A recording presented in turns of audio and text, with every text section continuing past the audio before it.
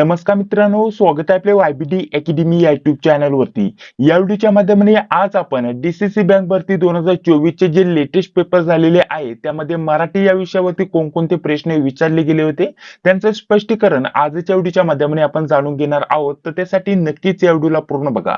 यामध्ये आपण एक नव्हे तर दोन प्रश्नपत्रिकेचं स्पष्टीकरण जाणून घेणार आहोत आणि मराठी विषयावरती तुम्हाला नक्की कोणत्या टॉपिक वरती कसे प्रश्न येतात त्याच्यावरती चर्चा करणार आहोत। मराठीचे प्रश्न झाल्यानंतर इतर विषयांवरती सुद्धा आपण याच व्हिडिओच्या माध्यमाने चर्चा करणार आहोत। तर त्यासाठी हा व्हिडिओ अतिशय महत्त्वाचा असणार आहे, तर नक्कीच या व्हिडिओला पूर्ण बघा। सर्वप्रथम बघा, या दोन प्रश्नपत्रिका आपण इथं ओपन करून घेतलेल्या आहेत जे की तुम्ही स्क्रीनवरती बघू शकता। मित्रांनो, या प्रश्नपत्रिका कधीच्या आहेत त्यांच्याविषयी थोडक्यात माहिती देतो मित्रांनो। 5 आणि 6 ऑक्टोबर 2024 रोजी आता रत्नागिरी जिल्ह्यामध्ये लेटेस्ट पेपर झालेले आहेत। तर त्यातील एक शिपाई या पदाची प्रश्नपत्रिका मी घेतलेली आहे आणि एक लिपिक या पदाची प्रश्नपत्रिका मी घेतलेली आहे। दोन्ही प्रश्नपत्रिकेमध्ये मराठी विषयावरती कोणकोणते प्रश्न आले होते ते बघणार आहोत आणि बाकीच्या विषयांवरती आपण चर्चा करणार आहोत। म्हणजेच लेटेस्ट पेपर झालेत त्याच प्रश्नपत्रिका आपण इथं घेतलेल्या आहेत। तर चला आता प्रश्नांना इथं आपण सुरुवात करत आहोत। हा आपला मराठी विषयावरील पहिला प्रश्न आहे। तर बघा, पहिला प्रश्न काय दिलेला आहे, खानदेश भागात बोलली जाणारी बोली कोणती, अशा प्रकारचा इथं प्रश्न विचारला गेलाय। वेगवेगळे आपल्याला पर्याय दिलेले आहेत। मी उत्तर सांगण्या अगोदर सर्वांनी कमेंट बॉक्स मध्ये उत्तर देण्याचा प्रयत्न करायचा आहे मित्रांनो। तर बघा, आपल्याला पहिला पर्याय काय दिलेला आहे, अहिराणी, त्यानंतर दुसरा पर्याय दिलाय कोकणी, हळवी आणि डांगी, अशा प्रकारचे 4 पर्याय दिलेले आहेत। तर याचं उत्तर असणार आहे ऑप्शन क्रमांक 1 अहिराणी। ठीक आहे, अहिराणी हे आपल्याला ऑप्शन क्रमांक 1 हे प्रश्नाचं योग्य उत्तर सांगता येईल। पुढील 2 नंबरचा प्रश्न काय दिलेला होता मित्रांनो, बघा, विरुद्ध लिंगी शब्द ओळखा। शब्द दिलेला आहे नर्तिका, या शब्दाचा आपल्याला विरुद्ध लिंगी शब्द इथं ओळखायचा होता। तर आपल्याला पर्याय दिलेत नर्तक, नर्तककार, नर्तक, त्यानंतर यापैकी नाही, अशा प्रकारचे पर्याय दिलेले आहेत। इथं नर्तक नव्हे तर नर्तन आहे, सॉरी, ठीक आहे, नर्तन, नर्तककार, नर्तक आणि यापैकी नाही। तर नर्तिका या शब्दाचं जर म्हटलं तर विरुद्ध लिंगी आपल्याला शब्द सांगता येईल नर्तक। ऑप्शन क्रमांक 3 या प्रश्नाचं योग्य उत्तर असणार आहे। चला पुढील प्रश्न आपण जाणून घेऊया। 3 नंबरचा प्रश्न आपल्याला काय दिलेला आहे, मराठी विषयावरती बेसिक लेवलचे प्रश्न विचारले जातात आणि टॉपिक हे मात्र सारखेच आहेत मित्रांनो। टॉपिक आताच तुम्हाला नोट करून देतो। यामध्ये शब्दांच्या जाती, ठीक आहे, शब्दांच्या जातीवरती आरामशीर 4 ते 5 प्रश्न तुम्हाला विचारले जातात। लिंग ओळखा यावरती तुम्हाला प्रश्न विचारले जातात। लिंग ओळखावरती सुद्धा 2 ते 3 प्रश्न विचारले जातात। तर शब्दांच्या जातीवरती थोडे जास्त प्रश्न असतात, कधी कधी 7 ते 8 प्रश्न सुद्धा शब्दांच्या जातीवरतीच तुम्हाला विचारले जातात। ज्या आपल्या शब्दांच्या जाती आहेत 7 ते 8 त्या व्यवस्थित करा, त्याच्यावरती तुम्हाला जास्त प्रश्न विचारले जातात। ठीक आहे, लिंग झाल्यानंतर वचनावरती तुम्हाला प्रश्न विचारला जातो, समासावरती कधी कधी प्रश्न विचारला जातो किंवा अलंकारावरती देखील तुम्हाला प्रश्न विचारला जातो। परंतु महत्त्वाचं काय असणार आहे, शब्दांच्या जाती, लिंग, वचन यावरती थोडा जास्त फोकस असलेला बघण्यासाठी भेटत आहे। प्रश्न काय दिलेला आहे बघा, धातू साधित व सहाय्यक क्रियापद मिळून कोणते क्रियापद तयार होते, अशा प्रकारचा इथे प्रश्न विचारला गेलाय। पर्याय दिलेले आहेत आपल्याला सहाय्यक क्रियापद, साधित क्रियापद, संयुक्त क्रियापद आणि सकर्मक क्रियापद, अशा प्रकारचे 4 पर्याय दिलेले आहेत। तर धातू साधित व सहाय्यक क्रियापद मिळून आपल्याला सांगता येईल संयुक्त क्रियापद तयार होते। ठीक आहे, संयुक्त क्रियापद म्हणजेच ऑप्शन क्रमांक 3 या प्रश्नाचं आपल्या इथे योग्य उत्तर असणार आहे। पुढील बघा, आपल्याला 4 नंबरचा प्रश्न पुन्हा लिंग ओळखा यावरती प्रश्न आलेला आहे। साखर भात हा आपल्याला शब्द दिलेला आहे आणि आपल्याला वेगवेगळे पर्याय दिलेले आहेत। यामध्ये नपुंसकलिंग झालं, त्यासोबत पुरलिंगी झालं, स्त्रीलिंगी झालं, अशा प्रकारचे आपल्याला ऑप्शन दिलेले आहेत। तर आपल्याला सांगता येईल इथं भात साखर हा जो शब्द आहे तो पुरलिंगी शब्द आहे, म्हणजेच ऑप्शन क्रमांक बी या प्रश्नाचं इथे आपले योग्य उत्तर असणार आहे। चला पुढील म्हटलं तर 5 नंबरचा प्रश्न देखील आपल्याला वचनावरती आलेला आहे मित्रांनो। जे टॉपिक सांगितले त्या टॉपिक वरती जास्त प्रश्न विचारले जात आहे। तर बघा, 5 नंबरचा प्रश्न काय दिलेला आहे, वचन बदला आणि इथं मुली हा शब्द दिलेला आहे। ठीक आहे, तर मुली या शब्दाचं वचन आपल्याला बदलायचंय। तर सांगा बरं, आपल्याला पर्याय दिलेले ते 4, मुलगा, मुले, त्यानंतर मुलगी आणि मूल, अशा प्रकारचं इथं म्हटलेलं आहे। आता इथं मुली हा जर म्हटलं तर आपल्याला अनेक वचनी शब्द इथं बघण्यासाठी भेटत आहे। याचं वचन बदललं तर एक वचनी शब्द कोणता आहे, मुलगी। ऑप्शन क्रमांक सी या प्रश्नाचं इथे योग्य उत्तर असणार आहे। तुम्ही कोणत्याही पदासाठी जरी तयारी करत असाल लिपिक व शिपाई, तर दोन्ही पदांचं जर म्हटलं तर आपल्याला मराठी याच टाईपचे विचारले जाते. बेसिक लेवलचं मराठी येतं. थोडं जरी तुम्ही थोडी जास्त रिव्हिजन केली तर तुम्हाला तुमचं मराठीचं जे पण मार्क आहे, 15 प्रश्न मराठीवरती विचारले जातात, तर 15 पैकी 15 मार्क तुम्हाला मिळवणं इथं अवघड नसणार आहे मित्रांनो. ठीक आहे. तर त्याच्यासाठी मराठी विषयाकडे दुर्लक्ष करू नका. जे टॉपिक आहे ते व्यवस्थित अभ्यासा. तर बघा पुढील आता आपल्याला 6 नंबरचा प्रश्न काय दिलेला आहे. भाषा विषयक कौशल्याचा सर्वसाधारणपणे किती पायऱ्या आहेत? अशा प्रकारचा इथे प्रश्न विचारला गेलाय. इथे जर म्हटलं तर आपल्याला 5, 3, 4, 2 अशा प्रकारचे ऑप्शन दिलेले आहे. तर 4 पायऱ्या आहेत, म्हणजेच ऑप्शन क्रमांक सी या प्रश्नाचं इथे योग्य उत्तर असणार आहे. ठीक आहे. अजून यामध्ये एक टॉपिक नोट करून घ्या मित्रांनो.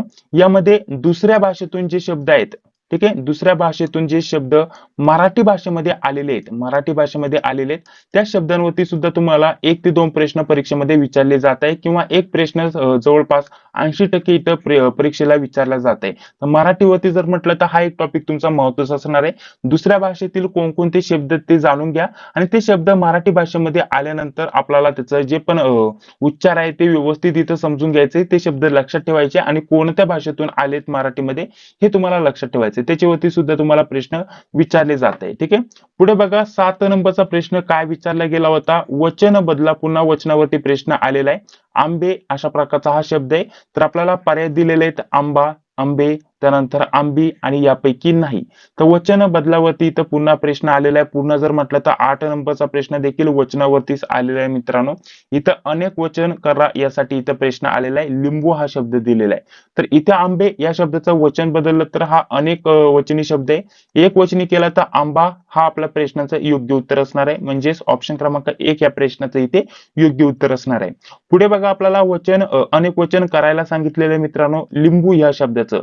तर लिंबे, त्यानंतर लिंबू, लिंब्या आणि लिंबू अशा प्रकारचं आपल्याला पर्याय दिलेले आहेत.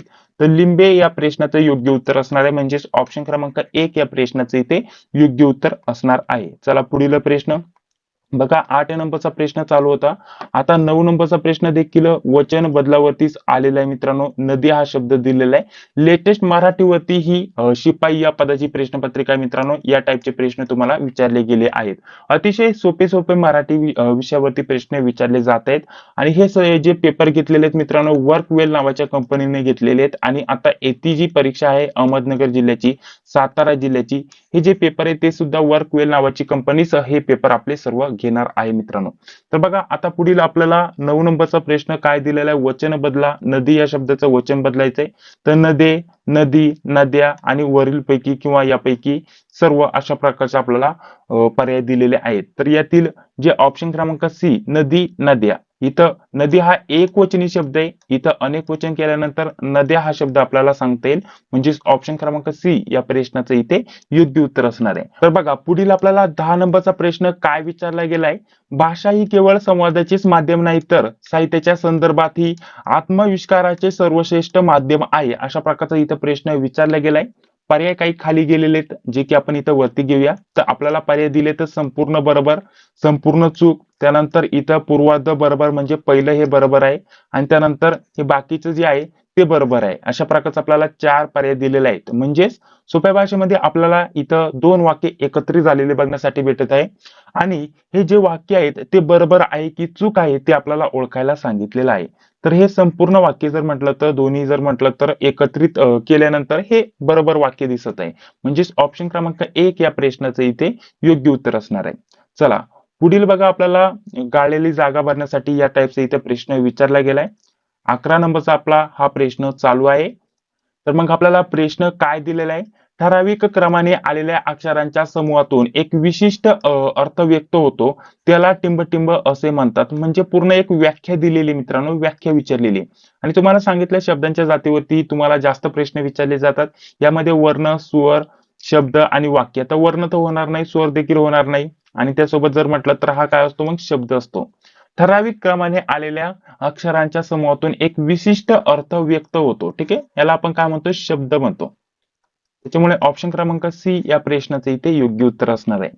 पुढील 12 नंबरचा प्रश्न बघा काय दिलेला आपल्याला. वचन बदला या टाईपचा प्रश्न विचारला गेलाय. आणि शब्द काय दिलेला आहे, गायी. गायी या शब्दाचं वचन बदलायचंय. तर गाई हा अनेकवचनी शब्द आहे मित्रांनो. एकवचनी जर म्हटलं तर गाय हा शब्द आहे. म्हणजेच बैल तर होणार नाही, गाई हा देखील होणार नाही आणि कळप हा सुद्धा होणार नाही. एकत्रित ज्या गाया असतात त्यांना कळप म्हणतात. गायांचा कळप आपण म्हणू शकतो. परंतु इथं वचन बदलायला सांगितलेलं आहे फक्त, त्याच्यामुळे आपण जर विचार केला तर गाय हा शब्द इथं योग्य असणार आहे. ऑप्शन क्रमांक बी या प्रश्नाचं इथे योग्य उत्तर होईल. बघा पुढील 13 नंबरचा प्रश्न आपल्याला काय दिलेला आहे बघा. पुन्हा शब्दांच्या जातीच्या रिलेटेडच हा प्रश्न विचारला गेलाय. इथे जर म्हटलं तर बघा, माझा चष्मा आण. ठीक आहे, माझा चष्मा आण यातील आण हे कोणते क्रियापद आहे, अशा प्रकारचा इथे प्रश्न विचारला गेलाय. पर्याय दिलेले आहेत संकेतार्थ, त्यानंतर विद्यार्थ, त्यानंतर आज्ञार्थ आणि विधानार्थ. ठीक आहे, अशा प्रकारचे इथं प्रश्नाचं आपल्याला वेगवेगळे पर्याय दिलेले आहेत.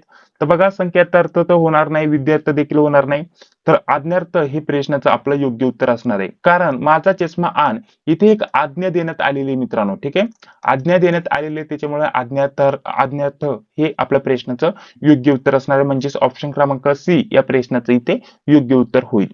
तर बघा पुढील आपल्याला 14 नंबरचा प्रश्न काय दिलेला आहे तो जाणून घेऊया. क्रियापदाचा प्रकार ओळखा अशा प्रकारचं म्हटलेलं आहे आणि इथे एक वाक्य दिलेलं आहे. वाक्य बघा काय दिलेलं आहे. मधुने शंकरवर अभिषेक केला अशा प्रकारचं इथं आपल्याला एक वाक्य दिलेलं आहे. तर यातील आपल्याला क्रियापद ओळखायचे. तर पर्याय काय दिलेले आहे तर सकर्मक, अकर्मक, द्विकर्मक आणि अभयविध. ठीक आहे, अशा प्रकारचे पर्याय दिलेले आहेत. तर मधुने शंकरवर अभिषेक केला, तर आपल्या या प्रश्नाचं योग्य उत्तर काय असणार आहे मग सकर्मक आपल्याला हे क्रियापद सांगता येईल. म्हणजेच ऑप्शन क्रमांक 1 या प्रश्नाचं इथे योग्य उत्तर असणार आहे. बघा पुढील आपल्याला 15 नंबरचा प्रश्न मग काय दिलेला आहे मित्रांनो. आपल्याला एक वाक्य दिलेलं आहे, तर यातील चढवत नाही याचा आपल्याला क्रियापदाचा प्रकार ओळखायचा आहे. वाक्य काय दिलेलं आहे, मला दररोज एवढा डोंगर चढवत नाही. इथे डोंगरो झालाय अशा प्रकारचं हे नाही आहे, हे बाय मिस्टेक इथं प्रश्नपत्रिकेमध्ये आलेलं आहे. काही अडचण नाही, टायपिंग मिस्टेक आहे थोडक्यात. तर मला दररोज एवढा डोंगर चढवत नाही यातील चढवत नाही याचा आपल्याला क्रियापदाचा प्रकार ओळखायचा आहे. इथे आपल्याला पर्याय दिले तर शक्य, त्यानंतर प्रयोजक, संयुक्त आणि साधित अशा प्रकारचे 4 पर्याय दिलेले आहेत. तर यातील शक्य क्रियापदाचा आपल्याला हे प्रकार सांगता येईल. ठीक आहे, शक्य क्रियापदाचे हे प्रकार आपल्याला सांगता येईल. ऑप्शन क्रमांक 1 या प्रश्नाचे इथे योग्य उत्तर असणार आहे. चला पुढील जर म्हटलं तर आता एकूण 15 प्रश्न झाले. इथून खाली इंग्रजी या विषयाला सुरुवात झालेली आहे. तर इंग्रजीचे सुद्धा आपण काही 1-2 क्लासेस घेतलेले आहेत आपल्या चॅनलवरती, ते जाऊन तुम्ही बघू शकता. आता हे बाकीचे जे इंग्रजी विषयाचे प्रश्न आहेत ते आपण पुढील भागामध्ये सोडून घेणार आहोत. परंतु त्या अगोदर जर म्हटलं तर आपले बाकीचे जे प्रश्न राहिलेले तर आता लिपिक या पदाची ही प्रश्नपत्रिका आहे ती आपण सोडून घेणार आहोत. परंतु त्या अगोदर पुढे व्हिडिओ कंटिन्यू करण्या अगोदर आपल्यासाठी अतिशय महत्त्वाची माहिती देऊन घेतो आणि त्यानंतर लगेच आपण या व्हिडिओला पुढे कंटिन्यू करणार आहोत. तर बघा मित्रांनो, डीसीसी बँक भरतीसाठी तुम्ही कोणत्याही जिल्ह्यासाठी अर्ज केला असेल तर त्याच्यासाठी अतिशय महत्त्वाचे आपण नोट्स आणि काही प्रश्नपत्रिका उपलब्ध करून देतोय. यामध्ये एकूण जर म्हटलं तर तुम्हाला 4 ते 5 विषयांच्या नोट्स भेटतील आणि त्यासोबत यामध्ये अजून 44 एकत्रित प्रश्नपत्रिका भेटणार आहे मित्रांनो. यामध्ये या 2024च्या लेटेस्ट सर्व प्रश्नपत्रिकांमध्ये तुम्हाला भेटणार आहे. त्यासोबत 2022च्या 2017च्या देखील प्रश्नपत्रिका तुम्हाला आपण उपलब्ध करून देतोय. यामध्ये एकूण जर विचार केला तर एकूण सर्व 44 प्रश्नपत्रिकांचा समावेश असणार आहे.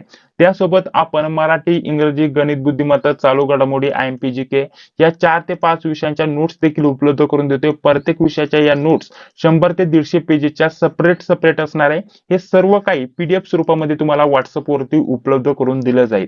इथं कोणकोणत्या प्रश्नपत्रिका असणार आहे, लिपिक आणि शिपाई पदाच्या किती असणार आहे, कोणत्या जिल्ह्याच्या कधी झालेल्या आहेत त्याच्याविषयी माहिती दिलेली जी की तुम्ही स्क्रीनवरती बघू शकता.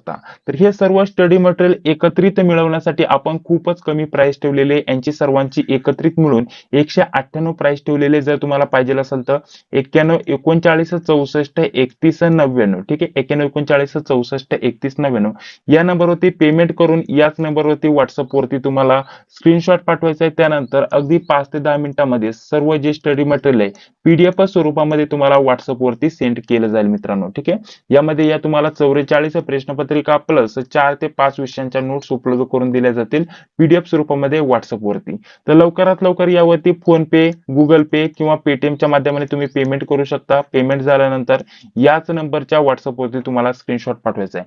पेमेंटसाठी आणि स्क्रीनशॉट पाठवण्यासाठी हा एकच नंबर असणार आहे जो की तुम्हाला स्क्रीनवरती दिसत आहे. याच नंबरवरती तुम्हाला पेमेंट करायचं आहे आणि याच नंबरवरती WhatsApp वरती स्क्रीनशॉट पाठवायचा आहे. माझ्या अंदाजानुसार यांच्याविषयी संपूर्ण माहिती तुम्हाला देऊन घेतलेली आहे, कशा प्रकारचं स्वरूप असणार आहे. आता फक्त तुम्हाला थोडक्यात प्रश्नपत्रिका कशा स्वरूपामध्ये भेटणार आहे, याच्यामध्ये उत्तर असणार आहे की नाही त्याच्याविषयी थोडक्यात माहिती देतो. तर बघा, ह्या प्रश्नपत्रिका मी तुम्हाला उपलब्ध करून देणार आहे, ज्या की तुम्ही स्क्रीनवरती बघू शकता. यामध्ये संपूर्ण माहिती दिलेली असते, कोणत्या जिल्ह्याचा पेपर आहे, कधीचा पेपर आहे, दिनांक दिलेली असते आणि प्रत्येक प्रश्नाचं उत्तर तुम्हाला इथे बघण्यासाठी भेटून जाईल हिरव्या अक्षरामध्ये. ठीक आहे, या डायरेक्टली आन्सर की डाउनलोड केलेले आहेत मित्रांनो. यामध्ये कोणत्याही प्रकारे आपण काही एडिट केलेलं नाहीये. लेटेस्ट झालेले पेपर आणि जुने झालेले पेपर सर्व एकत्रित याच स्वरूपामध्ये आपण उपलब्ध करून देतोय. हे सर्व स्टडी मटेरियल तुम्हाला भेटणार आहे त्यामध्ये. ठीक आहे, या सर्व प्रश्नपत्रिका आपण कलेक्ट केलेल्या आहेत. यामध्ये एक दोन प्रश्नपत्रिका नव्हे तर एकूण अशाच प्रकारच्या एकूण 44 प्रश्नपत्रिका तुमच्यासाठी उपलब्ध करून देणार आहे. ठीक आहे, तर यामध्ये महत्वाचं काय असणार आहे, आता हा जो पॅटर्न आहे हा पॅटर्न सारखाच आहे मित्रांनो. मराठी, इंग्रजी, गणित, बुद्धिमत्ता, संगणक, बँकिंग, अर्थव्यवस्था, बाकी जेवढे पण आपले विषय आहेत ते सर्व पॅटर्न सारखाच आहे. आणि हे जे टॉपिक आहेत ते टॉपिक आपल्याला इथं रिपीट झालेले बघण्यासाठी भेटत आहे.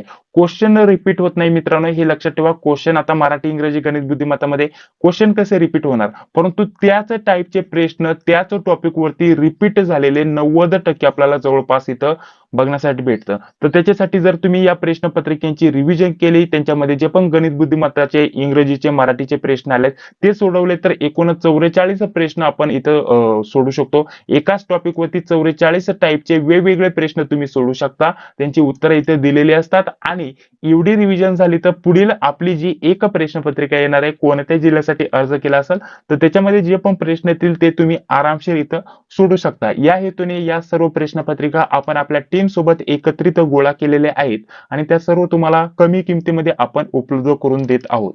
तर चला, आता नोट्स बद्दल आणि प्रश्नपत्रिकेबद्दल भरपूर माहिती दिली.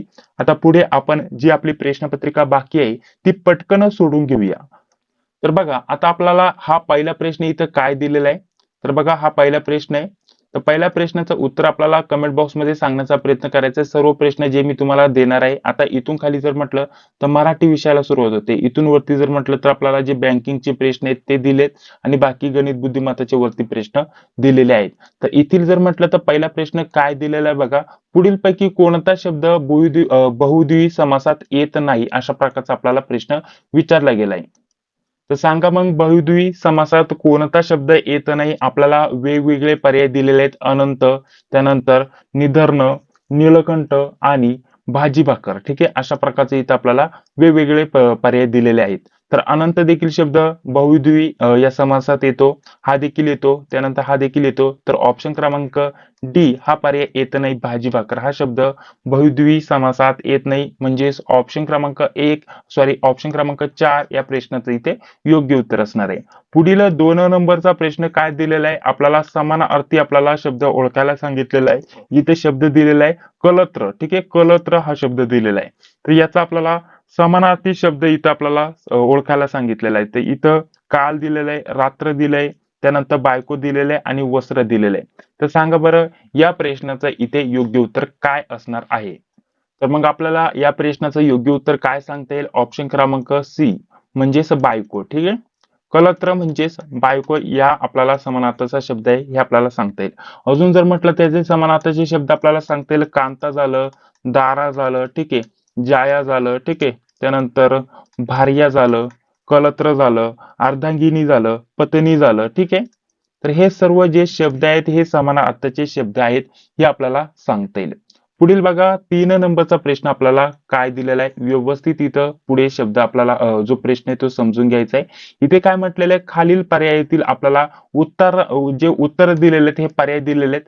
तर उत्तरांतील गटाबाहेरचा शब्द आपल्याला योग्य ओळखायचा, म्हणजेच यामध्ये विसंगत किंवा वेगळा शब्द आपल्याला इथं ओळखायचा आहे. तर इथं च, ना, सुद्धा अशा प्रकारचे इथं वेगवेगळे शब्द दिलेत आणि चौथा आहे पुढे. आता इथं च, ना, सुद्धा हे एका गटामध्ये येतात मित्रांनो आणि यामध्ये पुढे हा जो शब्द आहे हा दुसऱ्या गटामध्ये येतो. म्हणजेच ऑप्शन क्रमांक डी या प्रश्नाचं इथे योग्य उत्तर असणार आहे. पुढील जर म्हटलं तर 4 नंबरचा प्रश्न बघा काय दिलेला आहे. इथं बघा आपल्याला एक छोटं वाक्य दिलेलं आहे, तो गातो. या वाक्यात आपल्याला टिंब टिंब नाही अशा प्रकारचं इथे विचारले. आता यामध्ये कोण गातो हे नाहीये, म्हणजेच कर्म जे आहे, कर्ता, कर्म, क्रियापद याच्यापैकी जर म्हटलं तर तो गातो. कोण तो, आता तो झाला कर्ता, परंतु इथं जर म्हटलं तर पुढे आपल्याला क्रिया दिलेली नाहीये. आता याच्यानुसार जर म्हटलं तर तो गातो, क्रियापद आलं, विशेषण आलं, परंतु यामध्ये काय नाहीये, कर्म नाहीये. ठीक आहे, कर्ता कर्म क्रियापद आपल्याला ही जी क्रिया कोण करतं याच्याविषयी माहिती दिलेली आहे. तर आता तेच आपल्याला ओळखायला सांगितलेलं आहे. त्याच्यामुळे या वाक्यात कर्म नाहीये. ठीक आहे. कर्ता आहे, क्रियापद आहे, विशेषण आहे. परंतु जर म्हटलं तर आपल्याला यामध्ये कर्म नाहीये हे सांगता येईल. ऑप्शन क्रमांक 4 या प्रश्नाचं इथे योग्य उत्तर असणार आहे. पुढे बघा 5 नंबरचा प्रश्न आपल्याला काय दिलेला आहे. तर इथे एक वाक्य दिलेलं आहे. मी खात्रीने पास होईल या वाक्यातील आपल्याला क्रियापदाचा अर्थ इथं ओळखायला सांगितलेला आहे. तर यामध्ये जर म्हटलं तर पर्याय दिले तर स्वार्थ, आज्ञार्थ, विद्यार्थ, संकेतार्थ अशा प्रकारचे पर्याय दिलेले आहेत.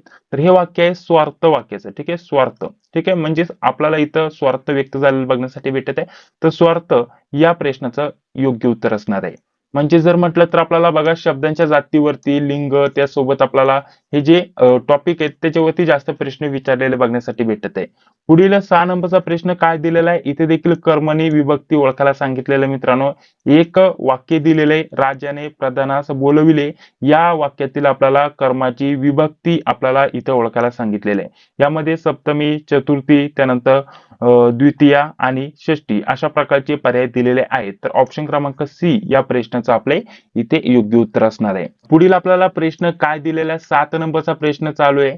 4 वेद, 18 पुराणे, सहस्र किरण यातील आपल्याला 4, 18, सहस्र हे जे शब्द आलेले आहेत किंवा विशेषण आलेले आहेत त्यांना काय म्हणतात ते आपल्याला इथं सांगायला सांगितलेलं आहे. यामध्ये आपल्याला वाचक, आवृत्तीवाचक आणि वेगवेगळे पर्याय दिलेले आहेत. तर ऑप्शन क्रमांक 4 जे पर्याय दिलेले आहेत गणना वाचक. तर हे आपल्याला सांगता येईल. गणना वाचक आपण सांगू शकतो. म्हणजे ऑप्शन क्रमांक डी या प्रश्नाचं इथे योग्य उत्तर असणार आहे. कारण यामध्ये 4 म्हणजे 4 संख्याचा इथं आपल्याला उल्लेख झालेला आहे. त्यानंतर 18चे बरोबर 18 पुराणे तर याचा इथं उल्लेख झालेला आहे. सहस्रचा उल्लेख झालेला आहे. म्हणजे एक गणना इथं चालू आहे. ठीक आहे. गणना चालू आहे त्याच्यामुळे जर विचार केला तर आपल्याला गणनावाचक या विशेषणाचा आपल्याला हा प्रकार आहे किंवा हे विशेषणे आहेत गणनावाचकची ते आपल्याला सांगता येईल. म्हणजेच ऑप्शन क्रमांक डी या प्रश्नाचं इथे योग्य उत्तर असणार आहे. पुढील 8 नंबरचा प्रश्न काय दिलेला आहे. स्वर संधी असणारा पर्याय इथं निवडा. आपल्याला खाली 4 पर्याय दिलेले आहेत. तर यातील स्वर संधी असणारा पर्याय आपल्याला इथं सांगायचा आहे. तर आपल्याला यामध्ये वेगवेगळे पर्याय दिलेत. व्यवस्थित बघायचं आणि स्वर संधीचा जो आपल्याला पर्याय आहे तो निवडायचा. यामध्ये हे तर होणार नाही. त्यानंतर सहाय्य 4 ते हे देखील होणार नाही. ऑप्शन क्रमांक डी हे प्रश्नाचं इथे योग्य उत्तर असणार आहे. ठीक आहे. 8 नंबरच्या प्रश्नाचं ऑप्शन क्रमांक डी म्हणजेच गुरुपदेश हे आपल्या प्रश्नाचं योग्य उत्तर असणार आहे. पुढील बघा 9 नंबरचा प्रश्न आपल्याला काय दिलेला आहे. तूप हा जो शब्द आहे तो कोणत्या भाषेतून मराठीत आलेला आहे. पहिल्या देखील याच्यामध्ये आला होता हा या टाईपचा प्रश्न. सांगितलं मराठी भाषेत कोणते शब्द आलेले तर कुठून आलेत, कोणत्या भाषेतून आलेत ते व्यवस्थित करा. शब्दांच्या जाती व्यवस्थित करा, वचन व्यवस्थित करा. त्यासोबत जर म्हटलं तर आपल्याला लिंग व्यवस्थित करायचे. लिंगावरती काही शब्द असे आहेत की ते चुकून जातात. यामध्ये कधी कधी समानार्थी शब्द सुद्धा तुम्हाला विचारले जातात. तेवढे काही विचारले जात नाहीये. कधी कधी तुम्हाला अलंकारावरती प्रश्न विचारला जातो. ठीक आहे. या टाईपचे प्रश्न विचारले जातात. तर बघा पुढे आपल्याला तूप हा शब्द जो शब्द आहे कोणत्या भाषेतून आलेला आहे. पर्याय दिलेले तर तेलुगू, कन्नड, फारसी, अरबी. ठीक आहे. तर कन्नड भाषेतून आलेला आहे. म्हणजेच ऑप्शन क्रमांक 2 या प्रश्नाचे इथे योग्य उत्तर असणार आहे. पुढील आपल्याला 10 नंबरचा प्रश्न काय दिलेला आहे. खालीलपैकी कोणत्या गटातील शब्द परभाषिक आहे अशा प्रकारचा इथे प्रश्न विचारलेला आहे. यामध्ये आपल्याला वेगवेगळे 3 शब्द दिलेले आहेत. तर यामध्ये आपल्याला सांगता येईल परभाषिक शब्द जर म्हटलं तर आपल्याला इथं बघा ऑप्शन क्रमांक बी या प्रश्नाचं इथे योग्य उत्तर असणार आहे. यामध्ये जर म्हटलं तर सतरंजी झालं, पालखी झालं, किंमत झालं हे जे शब्द आहेत आपल्याला सांगता येईल हे परभाषिक आहेत अशा प्रकारचं म्हणजेच वेगळ्या भाषेतील. त्यामुळे ऑप्शन क्रमांक बी या प्रश्नाचं इथे योग्य उत्तर होणार आहे. चला पुढील 11 नंबरचा प्रश्न बघूया. इथं 11 नंबरचा प्रश्न तुम्हाला अलंकार ओळखण्यासाठी इथं आलेला आहे. इथे एक वाक्य दिलेलं आहे. ठीक आहे. या वाक्याचं आपल्याला या वाक्यातील अलंकार कोणता आहे ते आपल्याला इथं ओळखायला सांगितलेलं आहे. तर पर्याय दिलेले आहेत तिथं विरोधाभास, त्यानंतर रूपक, श्लेष आणि उपमा. ठीक आहे. अशा प्रकारचे पर्याय दिलेत. तर आपल्याला सांगता येईल विरोधाभास ऑप्शन क्रमांक 1 या प्रश्नाचं इथे योग्य उत्तर असणार आहे. पुढील 12 नंबरचा प्रश्न बघा काय दिलेला आहे. इथे संपूर्ण एक व्याख्याच दिलेली आहे. ठीक आहे. व्याख्या काय दिलेली आहे बघा. ज्या तत्पुरुष समासातील दोन्ही पदे एकाच विभक्तीत म्हणजे प्रथमा विभक्तीतील असतात तेव्हा त्यास टिंब म्हणतात असे म्हणतात. अशा प्रकारचे इथे दिलेले म्हणजे एक व्याख्या दिलेले आहेत आपल्या भाषेमध्ये. एक व्याख्या दिलेली आहे ती पूर्ण करण्यासाठी आपल्याला त्याला काय म्हणतात ते आपल्याला ओळखायला सांगितलेलं आहे. तर ज्या तत्पुरुष समासातील दोन्ही पदे एकाच विभक्ती म्हणजेच प्रथमा विभक्तीतील असतात तेव्हा त्यास आपण काय म्हणतो कर्णधारय. ठीक आहे, कर्मधारय म्हणतो. ऑप्शन क्रमांक 1 या प्रश्नाचं इथे योग्य उत्तर असणार आहे. ठीक आहे, चला पुढील प्रश्न आपला जर म्हटलं तर 13 नंबरचा प्रश्न चालू आहे बघा. 12 नंबरचा प्रश्न झाला. पुढील 13 नंबरचा प्रश्न आपल्याला इथं काय दिलेला आहे, इथं आपल्याला एक शब्द दिलेला आहे. तर यामध्ये आपल्याला बघा इथं हा म्हणजे एक खाली काही शब्द दिलेले आहेत. तर त्यातील आपल्याला काय ओळखायला सांगितलेलं आहे मित्रांनो, तर सेम शब्द आपल्याला ओळखायला सांगितलेला आहे. ठीक आहे, तर सेम आपल्याला शब्द ओळखायचा आहे मित्रांनो. यामध्ये आपल्याला शब्द कोणते दिले तर कान, भूगोल, त्यानंतर दस्तऐवज, त्यानंतर स्टेशन. ठीक आहे, अशा प्रकारचे आपल्याला वेगवेगळे पर्याय दिलेले आहेत. तर आपल्याला तसं शब्द ओळखायला सांगितलेला आहे म्हणजेच भूगोल हा शब्द आपल्याला योग्य उत्तर सांगता येईल. ऑप्शन क्रमांक बी या प्रश्नाचं योग्य उत्तर असणार आहे. पुढील आपल्याला 14 नंबरचा प्रश्न काय दिलेला आहे आता ते जाणून घेऊया. 14 नंबरचा प्रश्न दिलेला आहे, शुद्ध शब्दयोगी अवयव कोणती आहेत ते ओळखा. शब्दयोगी अवयव आपल्याला इथं शुद्ध शब्दयोगी अवयव ओळखायला सांगितलेत. यामध्ये पुढे, नंतर, वर, त्यानंतर अर्थी, निर्मितसाठी, त्यानंतर च, ही, ना, सुद्धा, त्यानंतर पुढे जर म्हटलं तर आपल्याला इथे बघा आपल्याला पुढे आतून, पासून आणि मधून. आता इथे जर म्हटलं तर बघा च, ही, ना ही आपल्याला शुद्ध शब्दयोगी अव्यय आपल्याला सांगता येईल. आणि यावरतीच आपल्याला इथे वरती सुद्धा इथं प्रश्न आला होता बघा, च, ही, ना, सुद्धा. इथे जर म्हटलं तर बघा आपल्याला याच टाईपचा इथे प्रश्न आलेला आहे. वरती जर म्हटलं तर याच टाईपचा प्रश्न आपण इथे वरती बघितला. तर इथं आपल्याला बघा च, ना, सुद्धा इथं बघा म्हणजे प्रश्न इथं रिपीट सुद्धा होतात. हा जो शब्द दिलेला आहे इथं बघा च, ना, सुद्धा हे शुद्ध शब्दयोगी अव्यय आहेत आणि पुढे हा शब्द नाहीये त्याच्यामधील. ठीक आहे, त्याच्यामुळे हे आपल्याला वेगळा पर्याय आहे हे आपल्याला सांगता येईल. ठीक आहे, म्हणजेच हाच याच टाईपचा प्रश्न इथं पुन्हा इथं रिपीट झालेला किंवा एकाच टॉपिक वरती वेगवेगळे इथं प्रश्न विचारले गेलेत. हे काय आहेत, तीन वरतील आपल्याला शुद्ध शब्दयोगी अव्यय आहेत हे आपल्याला सांगता येईल. आणि पुढे शब्द नव्हता त्याच्यामुळे तो गटात बसत नव्हता. ठीक आहे, पुढे जर म्हटलं तर आता आपल्याला पुढील बघा 15 नंबरचा शेवटचा प्रश्न इथं काय दिलेला आहे. हा 15 नंबरचा प्रश्न आपला चालू आहे. देवालय, आपल्याला देवालय इथं आपल्याला संधीचे उदाहरण इथं कोणते आहेत ते आपल्याला सांगितलेलं आहे. म्हणजे देवालय हा या शब्दाचे संधीचे उदाहरण कोणते आहे ते आपल्याला ओळखायला सांगितलेले आहे. तर इथं पर्याय दिलेत विसर्ग संधी, स्वर संधी, व्यंजन संधी आणि हल संधी. तर देवालय आपल्याला सांगता येईल स्वर संधी. ठीक आहे, स्वर संधीचा प्रकार आहे.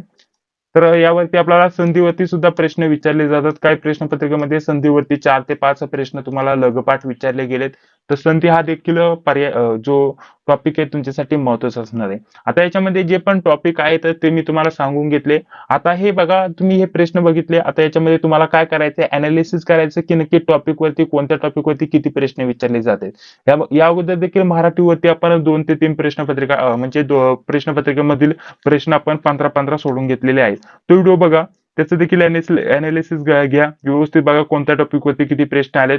नाहीतर या प्रश्नपत्रिका सर्व आपण 198 मध्ये उपलब्ध करून देतोय. त्या सर्व एकत्रित प्रश्नपत्रिका मिळाल्या तर तुम्हाला सर्व टॉपिक लगेच काढता येईल. यामध्ये अभ्यास कसा करावा यावरती सुद्धा बहुतेक विद्यार्थ्यांचे प्रश्न आले होते.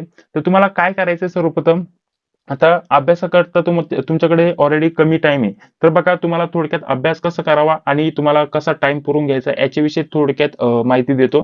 ठीक आहे, ज्यांना नसेल बघायचं ते व्हिडिओ डायरेक्टली इथून स्किप करू शकता किंवा कट करून जाऊ शकता. ज्यांना पुढे अभ्यासाचं जे टाइम टेबल आहे ते कसं सेट करावं, किती वेळ कोणाला द्यावा ते सांगतो, किंवा अभ्यास कोणत्या टॉपिकचा करावा त्याच्याविषयी माहिती देतो. यामध्ये जर विचार केला तर बघा मराठीवरती तुम्हाला कंपल्सरी कोणत्याही जिल्ह्याची जरी तुम्ही तयारी करत असाल तर 15 प्रश्न विचारले जातात.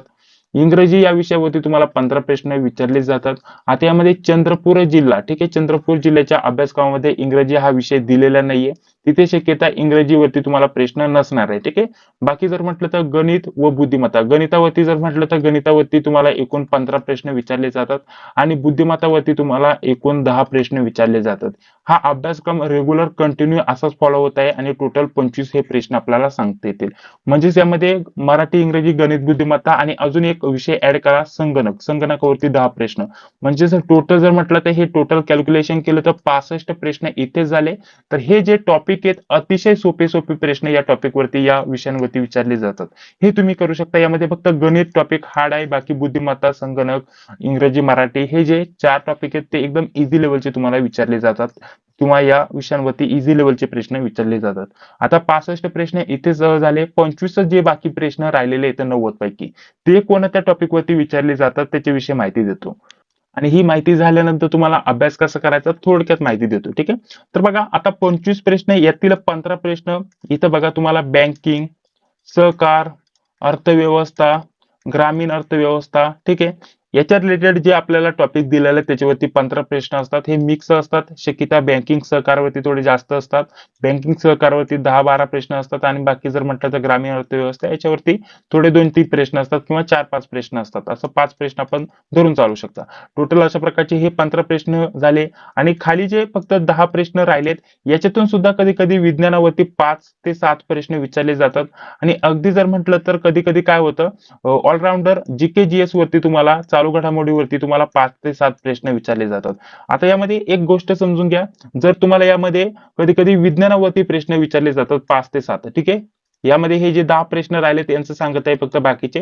कधी कधी विज्ञानावरती 5 ते 6 प्रश्न विचारले जातात आणि बाकीचे जे प्रश्न राहिले ते 4, ठीक आहे. हे जीके जीएस वरती यामध्ये चालू घडामोडी, भूगोल, इतिहास, नागरिकशास्त्र हे सर्व आलं. याच्यावरती तुम्हाला 4-5 प्रश्न विचारले जातात. अशा प्रकारचं स्वरूप असतं. आणि कधी कधी हे नसल तर थोडे जास्त जीके वरती प्रश्न असतात. थोडे जास्त मध्ये फक्त 5 ते 6 किंवा 7 प्रश्न असतात आणि बाकीचे जे प्रश्न आहेत विज्ञानावरती प्रश्न विचारले जातात. ठीक आहे. बाकीचे जे 3-4 प्रश्न राहिले ते विज्ञानावरती विचारले जातात. बाकी हा जो अभ्यासक्रम आहे मराठी, इंग्रजी, गणित, बुद्धिमत्ता हा कंटिन्यू अशाच प्रकारचा फॉलो होत आहे मित्रांनो. याच्यामध्ये काही जास्त बदलाव नाहीये. ठीक आहे. इकडे तिकडे थोडे 2-3 प्रश्न होऊ शकतात परंतु हाच पॅटर्न इथं जवळपास इथं फॉलो झालेलं बघण्यासाठी इथं भेटत आहे. ठीक आहे. त्यानुसार तुम्हाला आता तयारी कशी करायची, अभ्यास कसा करायचा त्याच्याविषयी माहिती देतो. आता संपूर्ण तुम्हाला हे समजून आलं कारण आपल्याकडे 1-2 प्रश्नपत्रिका नाही आहेत मित्रांनो.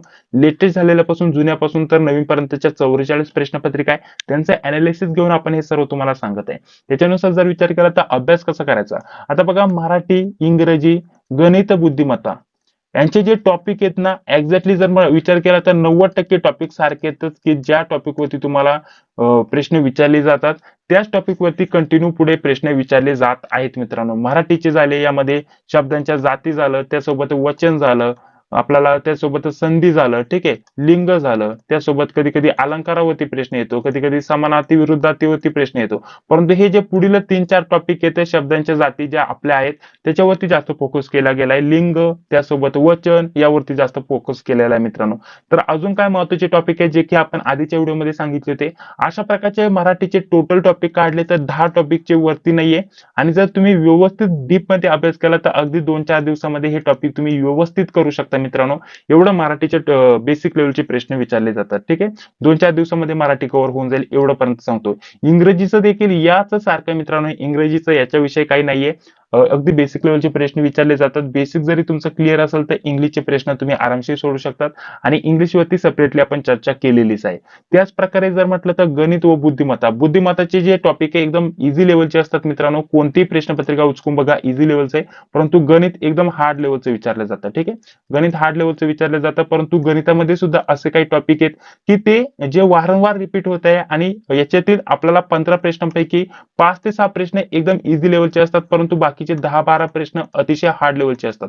तुम्हाला याची थोडी जास्त प्रॅक्टिस करावी लागणार आहे आणि ज्या प्रश्नपत्रिका आपण उपलब्ध करून दिलेल्या आहेत त्यांचा सहारा घेतला, ऑनलाईन सर्च केलं कशा प्रकारचे प्रश्न कोणते आले होते, त्यांची उत्तरं काय आहेत ते तुम्ही सोडून घेतलं तर तुम्हाला थोडं इझी लेवल जाईल. ठीक आहे. इझी जाईल आणि त्याच टाईपचे प्रश्न 90% सांगितल्याप्रमाणे रिपीट होत आहे. आणि बुद्धिमत्ताचा थोडा बेसिक मध्ये जरी अभ्यास केला, एखाद्याला एखाद्याचं बेसिक जरी क्लिअर असेल तरी त्याचं जर म्हटलं तर त्यांनी 4 ते 5 दिवस जरी रिव्हिजन केली थोडी थोडी तरी त्याचं बुद्धिमत्ता इथं कव्हर होऊन जाणार आहे. आणि बुद्धिमत्तेचे टॉपिक ऑलरेडी आपण मागील व्हिडिओच्या माध्यमाने बघितलेलेच आहेत, कोणकोणत्या टॉपिक वरती प्रश्न विचारलेले जात आहेत मित्रांनो. ठीक आहे. बुद्धिमत्तावरती 10 प्रश्न तुम्हाला विचारले जातात, त्याच्यासाठी बुद्धिमत्ता देखील तुम्ही व्यवस्थित करा.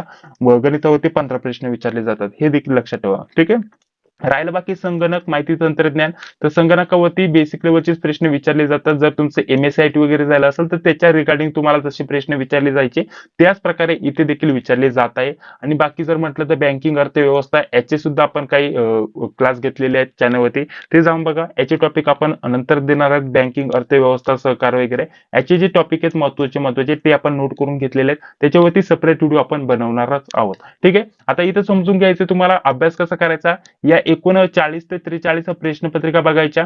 यामध्ये प्रत्येक एक प्रश्नपत्रिका चाळून बघायची कोणकोणत्या टॉपिक वरती किती प्रश्न आलेत ते टॉपिक तुम्हाला नोट करून घ्यायचे. आणि प्रत्येक जर म्हटलं तर तुम्ही 15 प्रश्नपत्रिका जरी बघितल्या तर आणि त्यांचं टॉपिक नोट करून घेतले तर त्या टॉपिक नुसार तुम्ही अभ्यास केला किंवा तेच जे आहे त्यांची रिव्हिजन केली, व्यवस्थित केलं, त्या टॉपिकला तुम्ही फॉलो करून अभ्यास केला तर तुम्हाला जास्त अभ्यास करण्याची गरज पडणार नाहीये. ते तुमचे टॉपिक असणार आहे, त्याच्यावरती तुम्हाला इथून पुढे देखील प्रश्न विचारले जाण्याची 80 ते 90% चान्सेस असणार आहे. आणि बाकीचे त्याच्या व्यतिरिक्त त्या विषयावरती टॉपिक आहे त्यांच्याकडे थोडं कमी लक्ष द्या. आणि याच्यावरती ज्याच्यावरती वारंवार प्रश्न विचारले जाते त्याच्याकडे थोडं जास्त लक्ष द्या.